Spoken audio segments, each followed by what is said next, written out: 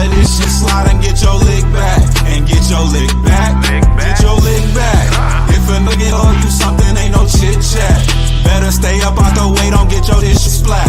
Stop letting this shit slide and get your lick back. And get your lick back. I feel like I'm JX. J-Way. I'm a perfectionist. Adderall got me restless. I'm gone. Run with a wild crew, they get reckless. Young boy, come up off that neck. Give me Into that. the trends.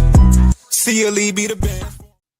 Good afternoon and welcome to another episode of Corner to Copa. I'm here with my co-host, Coach. The Tigers are now 5-4, sitting alone atop the Central Division after winning 2 of 3 in Seattle and sweeping the Chicago White Sox. The game was not pretty today, but the Tigers were able to win today in dramatic fashion. They were able to grind out some at-bats. Chicago's bullpen choked it up. And the game was concluded on a Spencer Torkelson. I believe it technically was a double, but he cleared the bases today. And, looking good right now. How you feeling, Coach? Hey, good homestand here.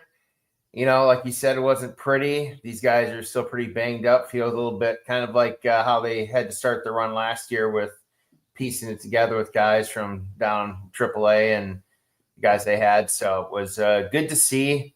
Ugly, not pretty win, but they count all the same right now. And considering at one point earlier in the week, the entire division was at 2-4, 5-4 against one of our divisional opponents here early. Certainly feels good heading into the next week. Absolutely. And the week that was a very solid one. We very well could have swept the Seattle Mariners. I want to say Skubal went in the last game of that series, and we had some interesting defensive decision-making by Cole Keith, which ended up burning us. But he was playing – I want to say he was playing second. Yes, he was playing second at this point due to Torque playing first with Gleyber Torres being injured, which we'll talk about a little bit. But it was a pretty routine ground ball where all he had to do was take the force out at first base. And, I don't know if it was the fact that he's just hasn't been in the mindset of second base and he's been so locked in on first, but it was, kind of a mental error that extended the inning, which in turn, Skubal ended up giving up a hit to I think we ended up still only losing the game by 1 run, but at any rate, a very solid performance overall from the Tigers as a whole.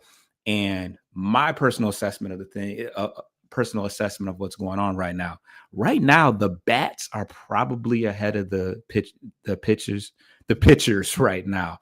I know we knew that we were going to be able to hang our hat on our ability to keep the game reasonable and in a situation where our bats would only have to contribute 5 runs to get the dub. But the offense has been very strong. The team has been jumping out to early leads.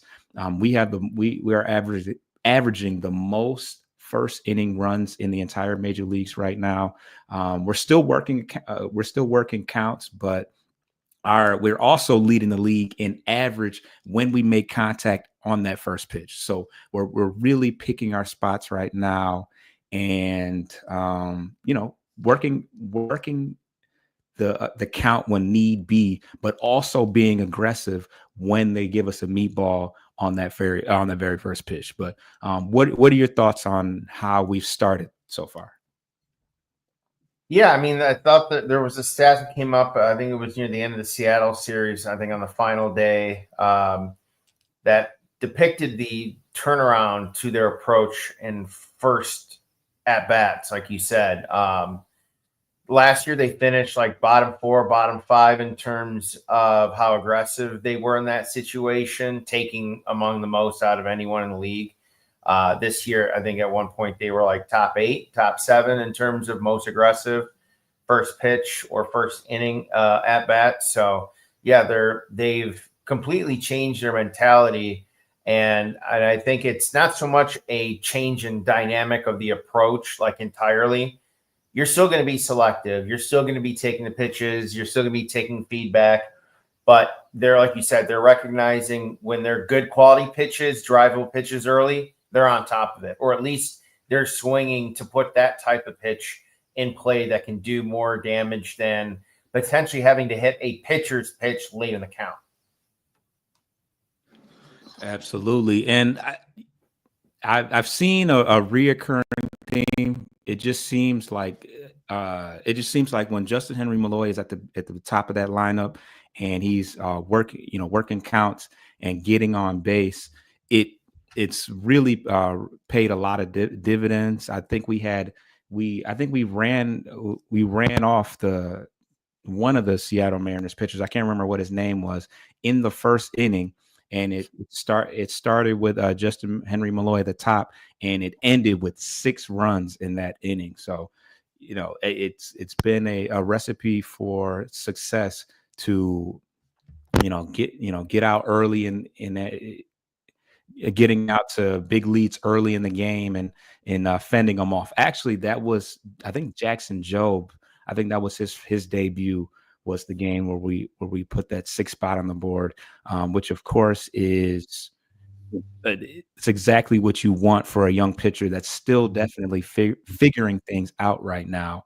So yeah, I don't think Jobe has a win yet because I don't think he's gone. I don't think he's pitched enough innings or had any. I think you got to go five innings to actually get credit for a win. But that's what you want to do is provide some support. We know Reese Olson had no hitting support for most of last year, but the bats have been very strong. Even guys like Cole Keith who have struggled to hit have worked some counts and had a ton of walks. I think going into the game today, he had 17 at bats and 8 walks. So he's had a couple of soft contact hits, but his on base percentage is super high because he's not expanding the strike zone. Let's see. He's in the 86th percentile as far as chase rate. Cole Keith has the highest walk rate in all of baseball, and he has an expected on base average of that's in the 84th percentile, and that's because he's taking his fair share of walks. And although you would like to see Cole Keith hit better, at least it lets me know when he's got all these walks that he's at least seeing the ball well, and that the bat will come in time. But he's not compounding his problem in that regard. Right. And then he's, like I said, he's had some defensive blunders, but at the very least he's creating, he's putting himself on base. That's all you can ask, whether it's a hit, whether it's a walk. Obviously you want him to hit for power, but the more base runners that we can garner, the better. Because that's the one thing that we have struggled with a little bit, and that's to convert with runners in scoring position. But did you have a good, bad, and the ugly? I got the ugly and the tuck, but in any what's the good and the bad or whatever? Yeah, I mean, I think we'll kind of keep it on the ass end first, since we kind of let off with that. So I think some of the bad, like Javi's been batting fairly well. He had a couple of hits today. His strikeouts walk, it's not the ratio. He doesn't have a walk yet, but he's only struck out twice. It seems like he just kind of chips in here and there. He's driven in a run or two, nothing too crazy. He had a nice tag play, I think either earlier today or yesterday on a throwout. But, he's had he's playing multiple positions too. He's played third, he's played center, which scares me half to death that you've got him and Kreidler splitting center field with Manuel Margot playing mostly right field right now. Yeah. But aside from that, Brisky got beaten up in the one tough outing, 4 earned runs, I think, in the Dodger series, then gave up 1 in Seattle. He bounced back last outing he had. So still looking for him to continue improving. Reese Olson, we talked briefly about it beforehand. He's pitched well. It's just he lets like an inning or so kind of get out of control a little bit before he can kind of, regain his composure and put the lid on the cap, so to say. So still looking to see some overall efficiency, being able to navigate some of the tougher innings without any implosions. Not to say that he has, but, you give up 2-3 runs in an inning where you could have maybe held him to one that can make a difference. Again, Young, it's a result of his whip. He's allowing walks and hits. So they're coming around to bite him in the butt right now. Andy Ibanez, offensively, not very good. 125, that's through today with the 263 OPS and no extra base hits to speak of. So he's $1.25 slugging. Anything you want to touch on that before we move on to some of the more positive aspects? Yeah, you're right about Andy Ibanez. He has struggled. He did work a walk in the 9th inning, which I think he walked in a run today against a righty. He definitely played some pretty good defense. He had an unassisted double play the other day that was pretty nice. And one where he kind of just threw it square into the dirt, but Torque was able to scoop it out. So he is giving us that versatility, and it looks like Hinch is still going to give him every opportunity when it's lefties are up. But yeah, he hasn't played well. He hasn't hit very well, and this is kind of something that people have kind of anticipated that if he does get put in this, if he is put us in a situation where he's not able to hit lefties either, that could put us in a situation to where we might have to send him down because he's such a niche guy. But we'll see how things progress. But yeah, other than that, Keith is hitting 0 for 9 versus lefties right now. So that's one platoon that has changed because I think he hit over 300 against lefties last year. But outside of that,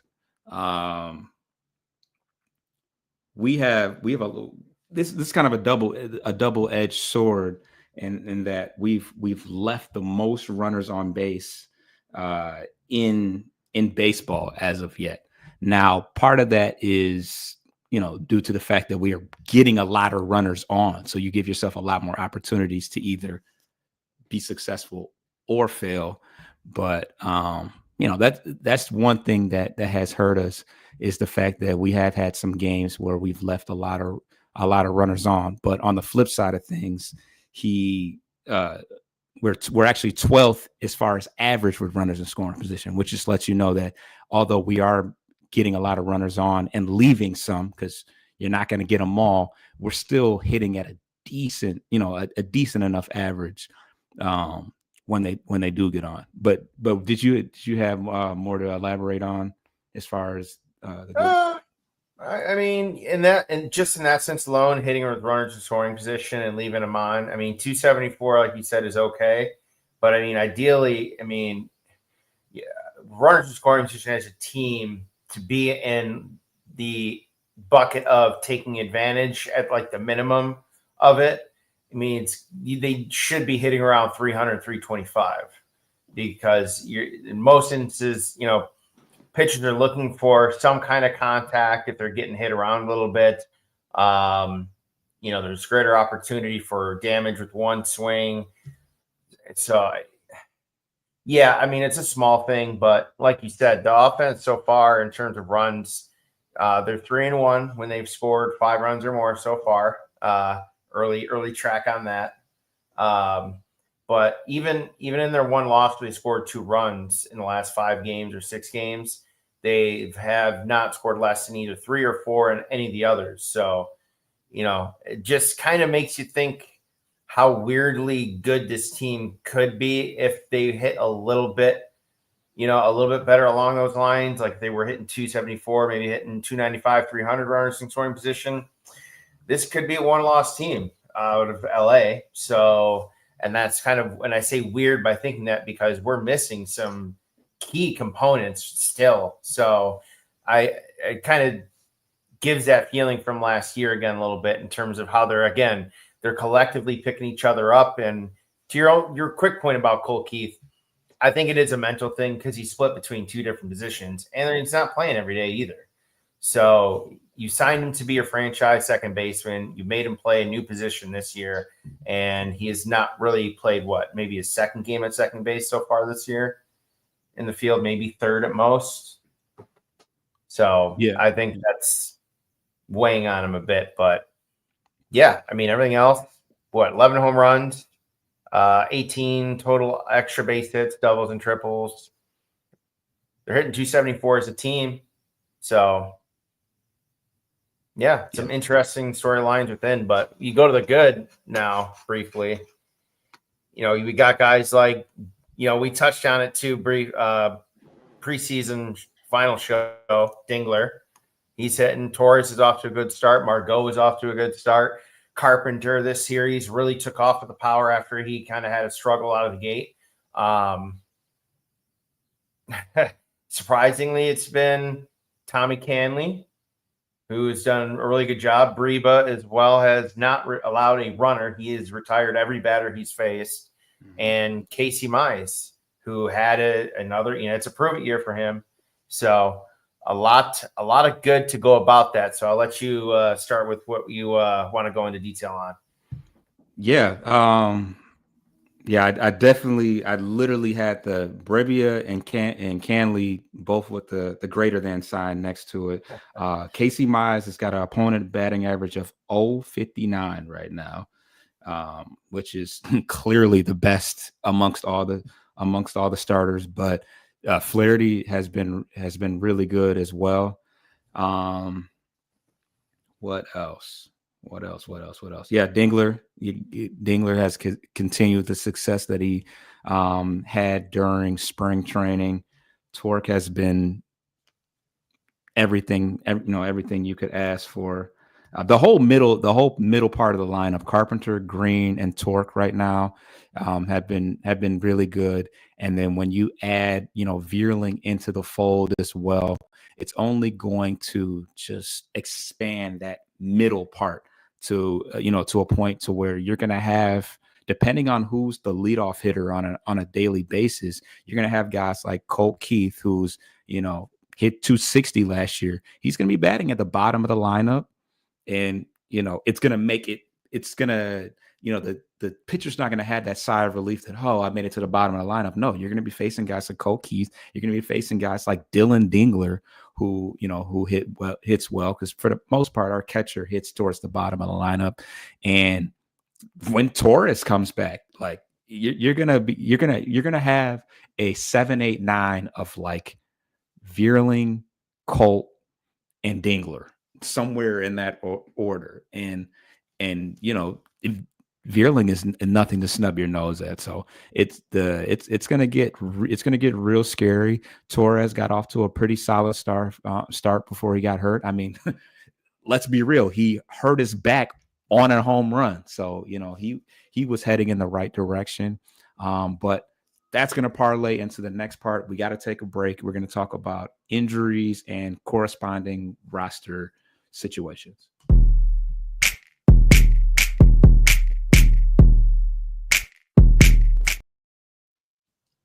All right, Coach, take it away on the injury report.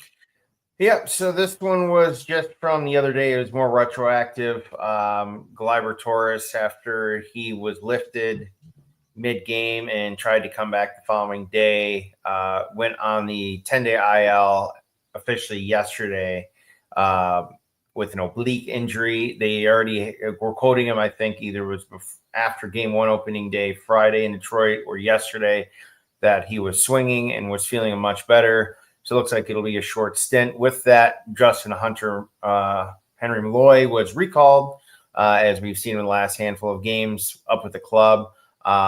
He, of course, had that crazy storyline of getting, no sleep or 1 hour of sleep, flying all the way to Seattle to catch with the team, and then promptly let off that first inning barrage of 6 runs to knock out that starter. So good to see him deliver on basically fumes. In terms of injuries, that's pretty much it in terms of official moves or changes. They did sign another outfield guy like early in the week that we had touched on, just more depth down there at AAA. And it seems like Vierling and Parker still kind of progressing as is. Cobb is too. I think he was supposed to take some type of live batting practice or pitching session this weekend during their opening home series.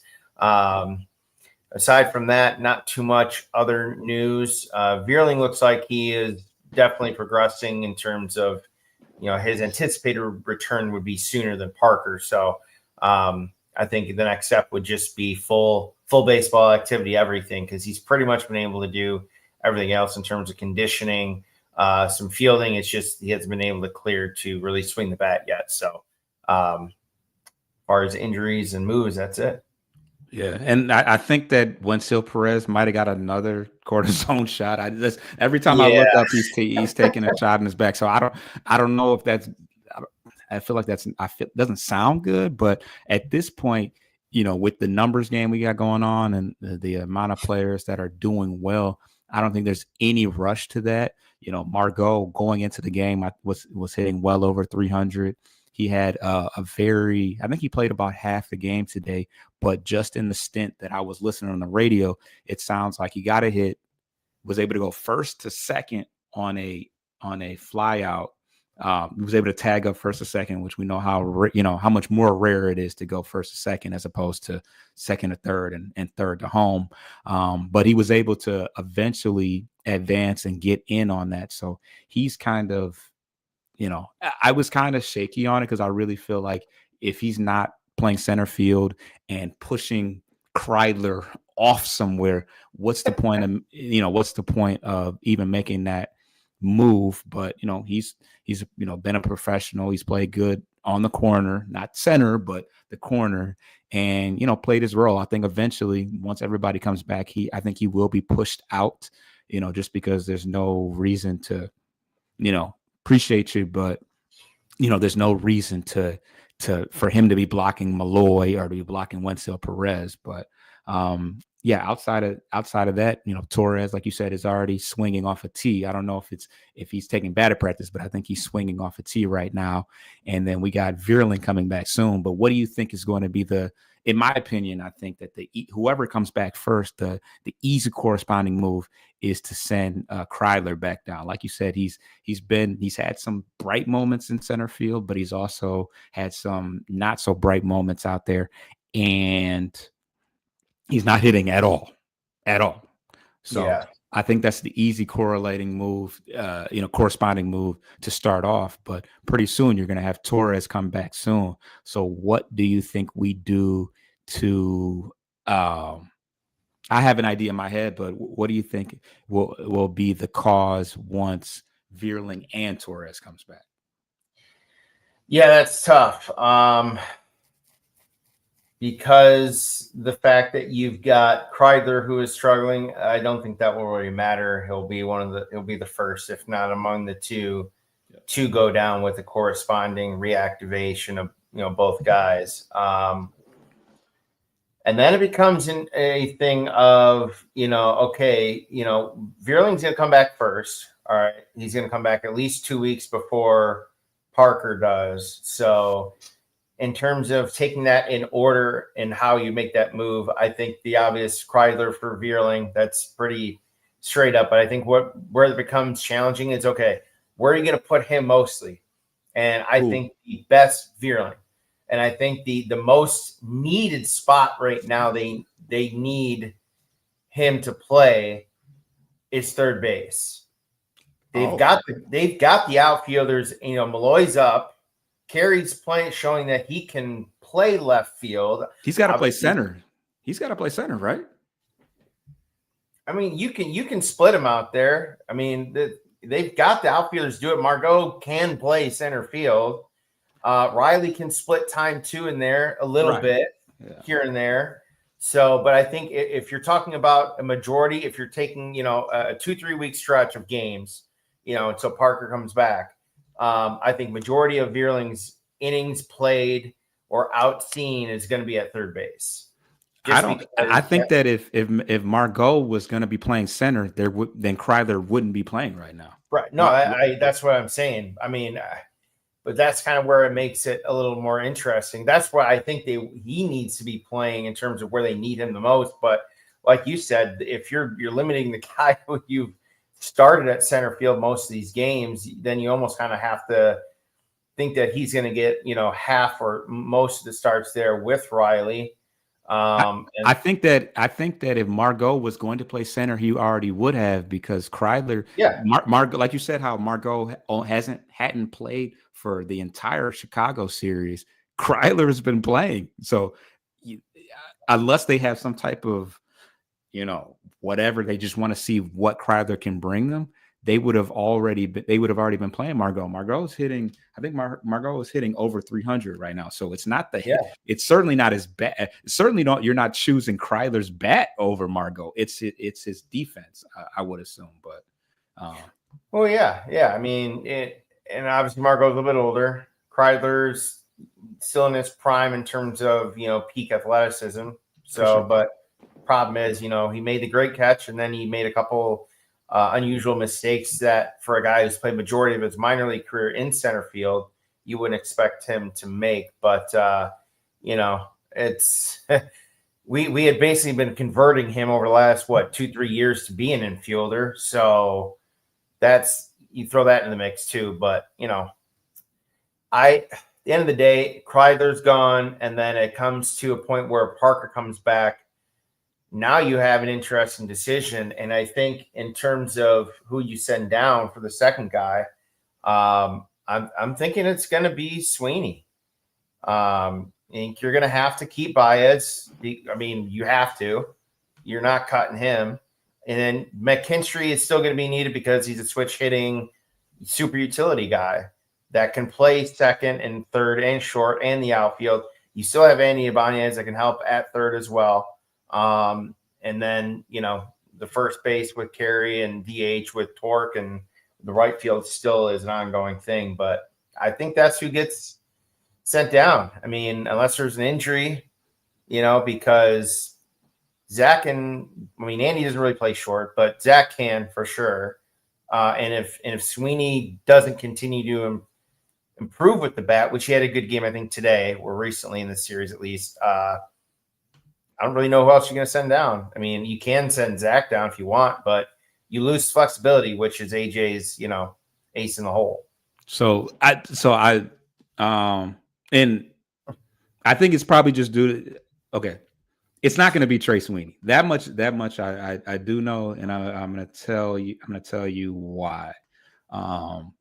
So Trey Sweeney, so far, he's actually having a really good start. He's done a really good job of handling the right-handed pitcher platoon side of things. He's got he's hitting 276. He's got a home run and 5 RBIs. He's got an OPS of 805. And when we talk about splits against lefties, he's hitting 3 for he's converted 3 out of 4 at bats with hits. So he's hitting 750, which sounds crazy. But on a small sample size of things, he's hitting 3 for 4 against left-handed pitchers. So he's literally done everything you can ask. He's hit for power. He's hit with runners in scoring position. He's played, good defensively, and he's hitting against lefties, albeit in small sample size. So it's not going to be Trey Sweeney. I mean, that would be pretty devastating, I would think, from his perspective. In my opinion, once Kreidler's an easy one. When Vierling comes back, I think regardless of whether Vierling comes back or Torres comes back, it's going to be Kreidler. That's an easy one. It's going to get tricky for the second one when that second person comes back, but I think it's going to either be Andy Ibanez, because you got Vierling to play third base and to hit against lefties, or it could be either you DFA Margot, which I think it's probably a little too premature for that, especially because I don't know. Parker, figuring out the Parker Meadows situation is I'm not even really concerned about that. I think that could be some time at this point.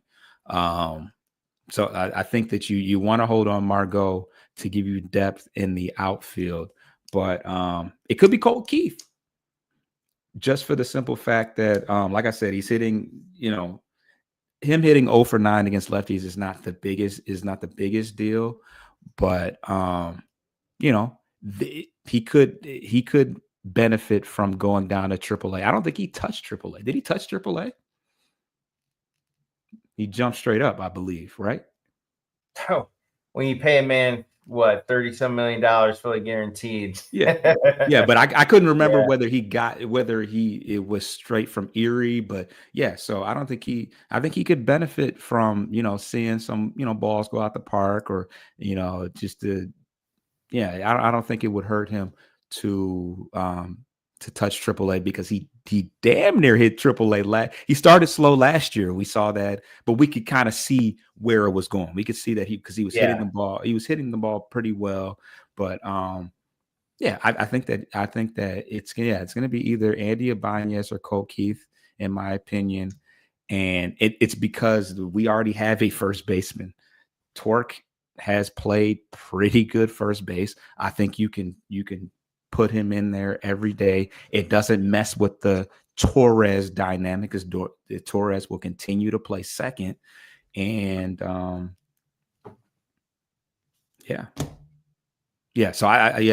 my opinion on it, I think it'll be either Ibanez or Keith. McKinstry is playing pretty well. I don't have the numbers right in front of me, but McKinstry, I think, has done enough. He's played really good. He's played really good at third and at second base. He had a pretty nice play in the hole today, and he's played corner outfield as well. So I don't think you play with McKinstry at this point. Let's get to these comments, and then we're going to get to the second break. Troy in the building. He says, great home series. Absolutely. Hopefully we can keep the ball rolling against New York. It's unfortunate that Torres is injured and will not get a chance to play against his former team, but he will get that opportunity real soon. Well, I don't know if it's real soon, but I know we play the Yankees again. So let's get to this break, and then we're going to talk minor league. What's been going on the farm?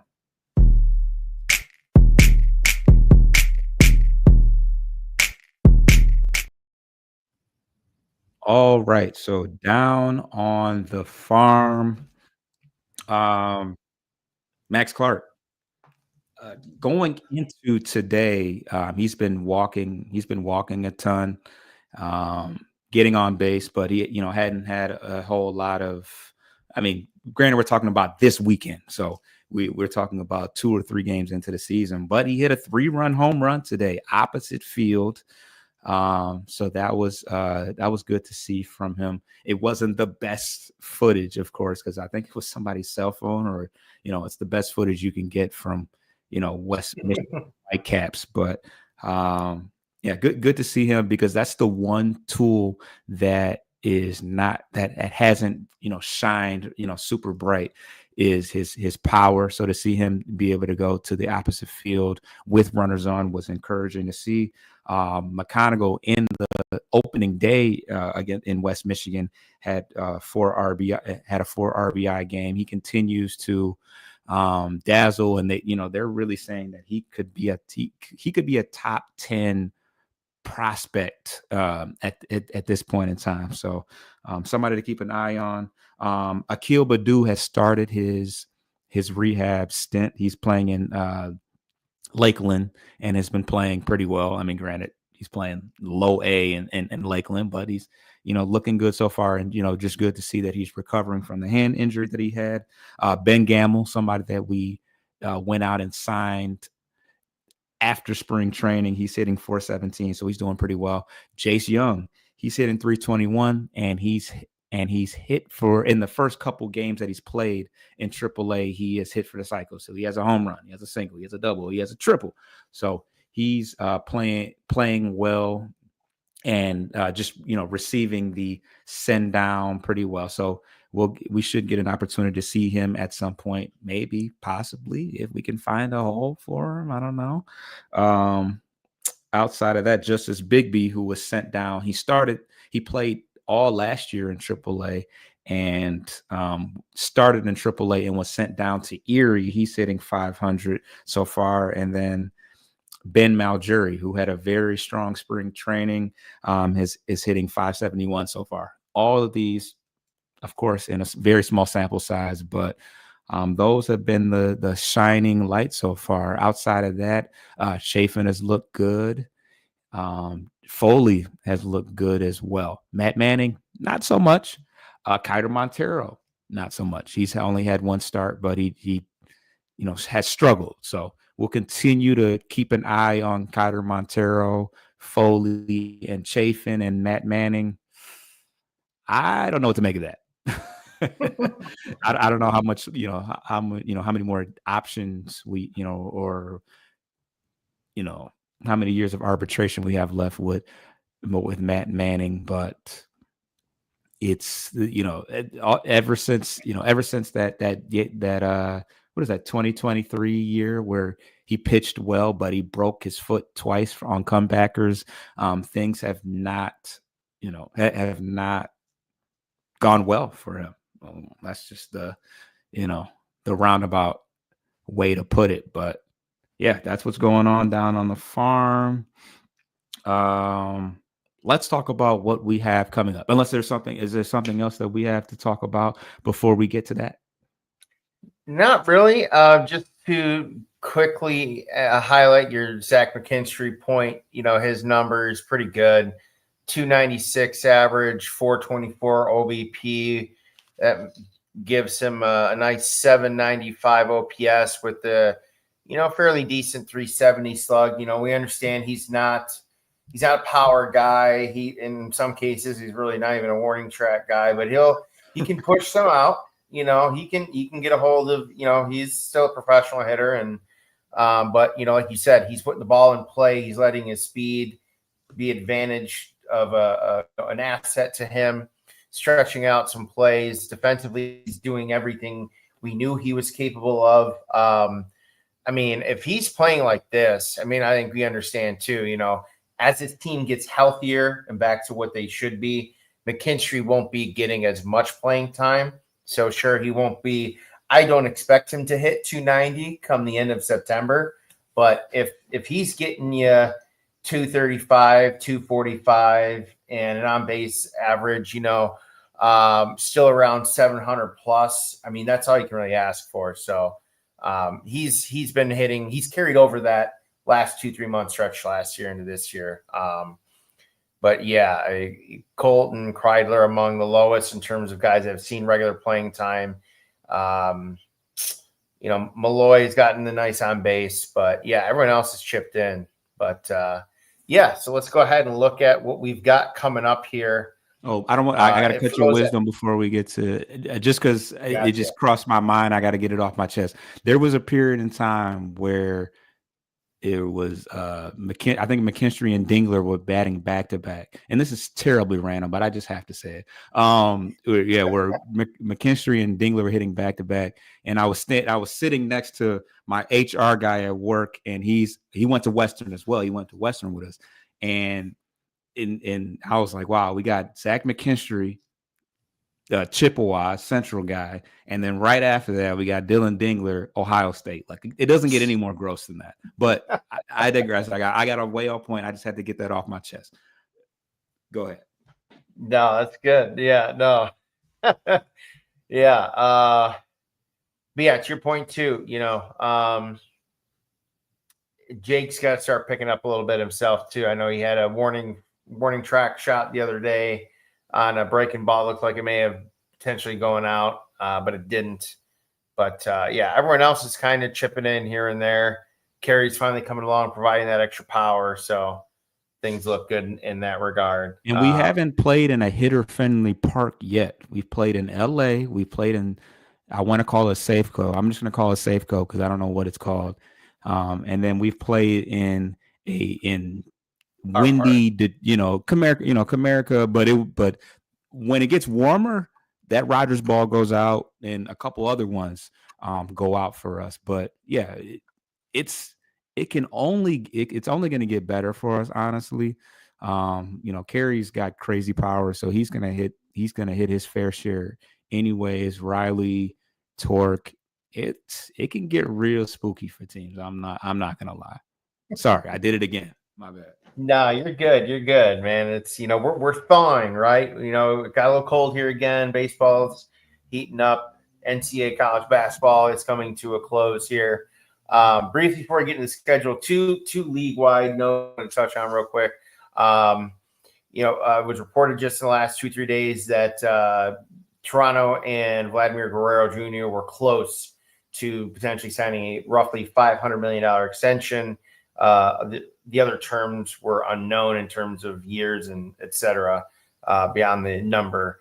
And then just because it's been getting national news last day or two, and considering their loss last night where they got skunked, Atlanta off to one of their worst starts in a long time at 1-7, 1-8. They're decimated with injuries, and Jerkson Profar also in the news for the wrong reasons, suspended 80 games for PEDs. They are in a world of hurt. So I know we get them for a series, so hopefully we can take advantage of them at that point. But looking ahead to the next calendar week upcoming, they continue the homestand. Actually, we finish it with a 3-game series against the Yankees who come to town. And those matchups will look like this, be it they're all afternoon games, mind you. For those that may have had tickets, they have changed the game times due to the colder temperatures and weather coming up the next few days. So Wednesday will be a 3:30 game, Casey Mize against Rodon. Tuesday at 1:10 will be Scoobel against Carrasco, and Wednesday's day game 1:10 will also be Flaherty against Max Fried. They'll have an off day Thursday before they travel to Minnesota for another divisional series, where it'll be Reese Olson on Friday against Chris Paddock, Jackson Jobe on Saturday against Woods Richardson, and finishing off the Sunday matinee will be Casey Mize against their former All-Star last year, Pablo Lopez. All right. So as I said earlier, we are currently sitting atop the AL Central. We got a pretty how the Yankees, do you know what the Yankees record is, or how they have fared so far? Let's take a look here. I know they've been competitive here. Let me see. I got standings.